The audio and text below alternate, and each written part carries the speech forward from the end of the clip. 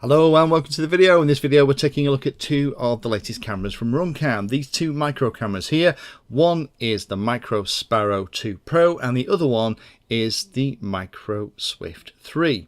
Now I have lots of videos on cameras already and lots of videos on FPV. So go and have a look at both the FPV and the FPV camera playlists for all the videos collected on those topics in one easy to find place.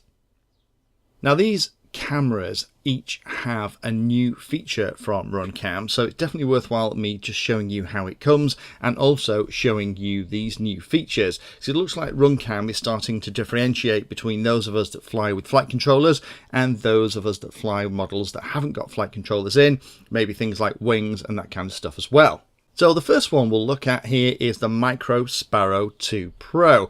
This is out on the 23rd of May. It's a 4:3 aspect ratio CMOS camera, 700 TVL lines, the usual wide dynamic range and OSD stuff that you tend to get with the RunCam cameras these days.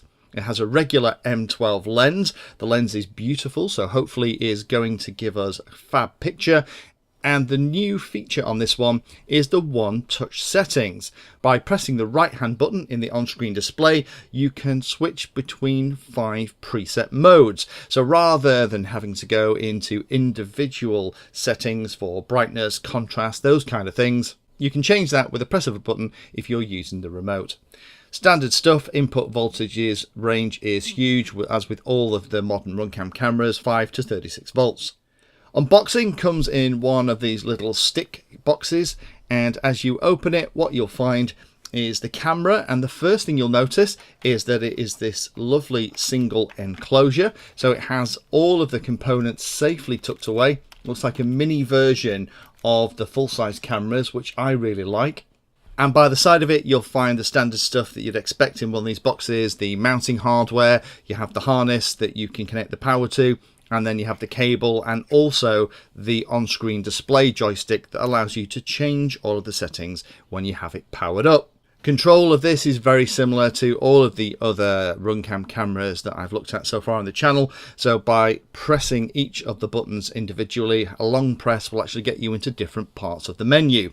The center press will take you into the main pieces, and then you also have the ability to move things around, calibrate the voltage that's displayed, change the pilot name, all those things as well.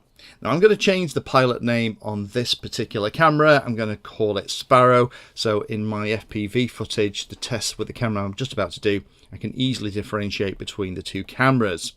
So now we've got it set up, let me just take it out and walk it down the standard lane that I tend to do at this time of year. In May time, everything in the lane is out in full blossom, so it looks very different from those awful overcast images that I take of this place in the middle of winter. Hopefully you can see how fantastic the image looks. This is a CMOS sensor, 700 TVL lines, but the way that it's handling the light, and this is the outdoor setting, but the way it's handling the light, the way it's maintaining the detail in the shadows, the sky is correctly exposed. It looks absolutely fantastic. And if I go up onto the bridge and do my standard lookout, here's looking one way over the canal. Again, everything is perfectly exposed. Little bits oversaturation of the colours. Personally, I would probably drop that back a smidgen. It looks slightly artificial. And then if we go to the other side of the canal, where there's lots of light being reflected in the water from the rising sun this morning, it again does an awesome job. Going back down the lane, you can see how nicely it works, and hopefully by rotating in place like this, you'll get an idea of the kind of fisheye that we've got with that M12 lens. And this is going to go into my box to go into a model. It is absolutely fantastic. The way it's working, the light, saturation, everything. It is a really, really good camera. And if you didn't know, you wouldn't know this was a micro-sized camera from the way it's performing and the way it's capturing the light. Next one to talk about then is the other new camera from RunCam. This is the Micro Swift 3. This is a slightly different proposition. It looks a lot more traditional. It has a 4.3 CCD sensor in here, 600 TVL lines, same kind of M12 lens, and all the same kind of stuff, wide dynamic range, good light sensitivity of 0.01 lux. So the specs are very similar in lots of cases to the Micro Sparrow 2 Pro. The big difference with this one is that it has a built-in remote control. The two pins that are normally on the back of the camera that's there to plug the on-screen display joystick in so you can change everything, just like we've just seen with the Micro Sparrow, isn't there at all. There's a TX and an RX connection. And that's because with this camera, it is really designed to be used with a flight controller. So if you have a flight controller with a spare UART, you can plug it in and control the on-screen display pieces using the RunCam control protocol that's now in the latest versions of things like CleanFlight and Betaflight. Unboxing is a very similar situation, comes in the same kind of stick package. When you open it up, there's the little camera, and if you open the pack by the side to get hold of the cables and everything else, there's an awful lot less in here. There's the mounting hardware, and there's one cable that has all of the wires, but they're all terminated. Now it's interesting, we have the voltage input, 5 to 36 volts, ground, video, and we also have the VBAT connection. But I would have thought if you're going to be using a flight controller that you'd be using the VBAT input from that to display that on the screen. However, if you didn't have some kind of battery monitoring technology in the little flight controller that you were using, you could still use that VBAT pin, I guess, to show your battery status as you're flying around. The manual explains how to connect it up and also shows how to control and access all of the on-screen display settings.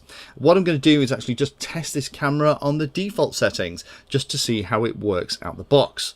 So walking down the same lane, about 10 minutes after the other footage that we just shot with the Micro Sparrow 2 Pro, you can see that the image is a little bit different.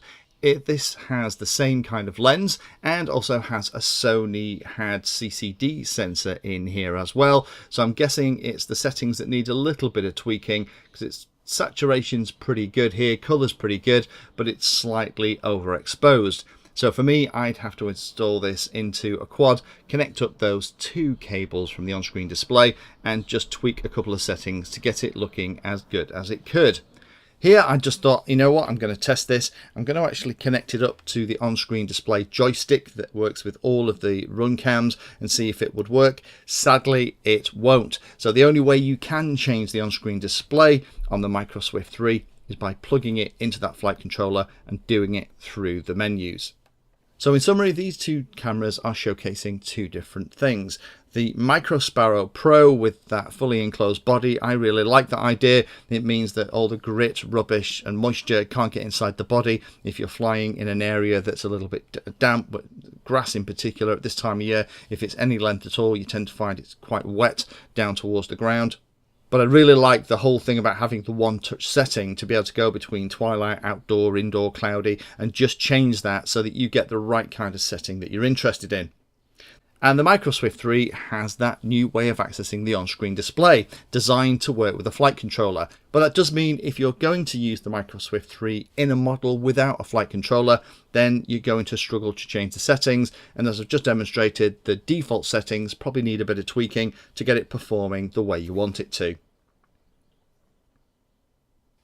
If you found that video useful or like the content, then please hit the like and subscribe button down below. If you want to go the extra step, you can become a Patreon of the Painless 360 channel and help provide support for what I do here. All the videos created here are put into playlists, so if you're interested in a particular topic, have a look at the playlist, and they all are organised in there to make them easier to use.